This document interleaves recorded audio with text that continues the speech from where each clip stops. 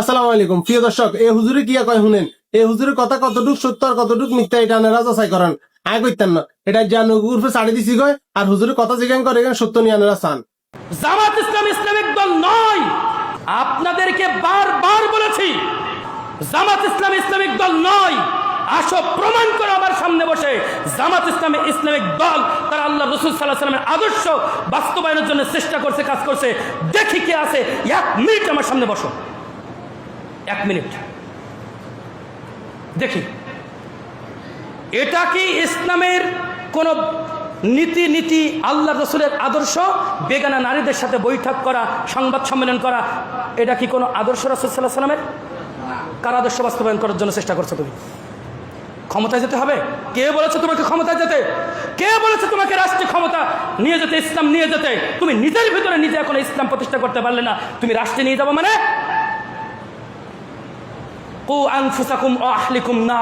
আল্লাহ বলছেন তুমি আগে বাঁচো, তুমি আগে বাঁচো। তুমি বাঁচলে না, তুমি মানুষদের বাঁচাবো মানে? তুমি নিজে বাঁচো আগে। ইসলামিক দল না, ইসলামিক দল ওরা এটাও বলে আমরা রাসূল সাল্লাল্লাহু আলাইহি ওয়াসাল্লামের আদর্শ বাস্তবায়ন করতে চাই, এটাও তারা বলে।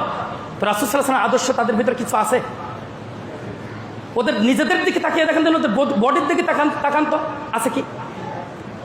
ভিতরের গুলো বাদ দিলাম, বাইরের গুলো দেখেন তো আছে কি? বাইরে যদি এই থাকে ভিতর কি আছে? বাইরে যদি এই থাকে ভিতর কি আছে? প্রিয় হাজিরিন, ওরা বলে যে আমরা গণতন্ত্রের মাধ্যমে ইসলাম কায়েম করতে চাই। সর্বপ্রথমেই তারা ঈমান হারিয়েছে। গণতন্ত্রের মাধ্যমে ইসলাম প্রতিষ্ঠা করতে চাই। আমরা সবাই জানি গণতন্ত্রের মধ্যে 2টি কুফর আছে। কয়টি কুফর আছে? 2টি। এক, জনগণ সমস্ত ক্ষমতার মালিক।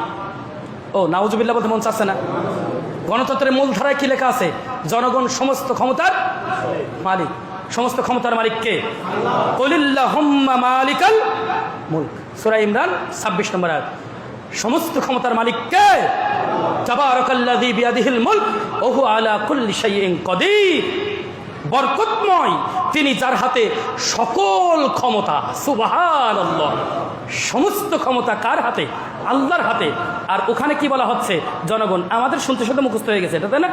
আচ্ছা, এবার আসেন দ্বিতীয় নম্বরে। দ্বিতীয় নম্বর কি আমরা অনেকেই জানেন, সেটা হচ্ছে এই আইন প্রণয়নের ক্ষেত্রে। আচ্ছা বলুন তো দেখি যে আইন বিধান রচনার চূড়ান্ত ক্ষমতা কার? সবাই কথা বল, আল্লাহর। কিন্তু গণতন্ত্রের আইন বিধান রচনার চূড়ান্ত ক্ষমতা পার্লামেন্ট সদস্যের। যেদিকে বেশিরভাগ যাবে, আপনারা দেখেছেন না, হা জয়যুক্ত হয়েছে, হা জয়যুক্ত হয়েছে, হা জয়যুক্ত হয়েছে, দেখেছেন না? ওইখানে ওরা গণতন্ত্রে সংসদ সদস্যের বেশিরভাগ মানুষকেই কোরআন সুন্নাহর উপরে স্থান দেওয়া হয়েছে। কোরআনের আইন যদি আসে, ধরেন একটা সিম্পল বিষয়, মদ কি হারাম। এখন মদ হারাম বলছে ধরেন 100 জন, আর 101 জন বলেছে না মদের এটা থাকবে, মদের এটা থাকবে। 101 জন মানুষ বলেছে। তাহলে ওখানে কি হবে? এই কোরআনের আইনের উপরে ওদের ওই আইনটাই প্রাধান্য পাবে। এটা কুফরি নাই? স্পষ্ট ঈমান হারা কুফরি কাজ। এটা আজকে আমাদের দেশে চলছে, এবং এটার মাধ্যমেই, এই গণতন্ত্রের মাধ্যমেই আজকের ইসলামিক দলেরা ক্ষমতায় যেতে যাচ্ছে। বলেন আপনি, বললে পার বলবে এটা আমাদের রাষ্ট্রে ইসলাম কায়েমের কৌশল। ওটা কি কৌশল? আওয়ামী লীগ করলে, বিএনপি করলে হয় কি কাফের, মুনাফিক, বেঈমান, আর আমরা করলে হয় কৌশল। এবার আসেন 2। 1 নম্বর কি বললাম? যে ওরা আল্লাহ রাসূল সাল্লাল্লাহু আলাইহি ওয়াসাল্লামের আদর্শ অনুযায়ী তারা দেশ পরিচালনা করার জন্য তারা মাঠে ময়দানে কাজ করছে, তারা নিজেরা মুখে বলছে, অথচ কাজে কর্মে কি? বেগানা নারীদের সাথে পাশাপাশি বসে সংবাদ সম্মেলন করছে। ও আপনারা দেখছেন কিনা? বেগানা নারীদের সাথে পাশাপাশি বসে সংবাদ সম্মেলন করছে, বৈঠক করছে।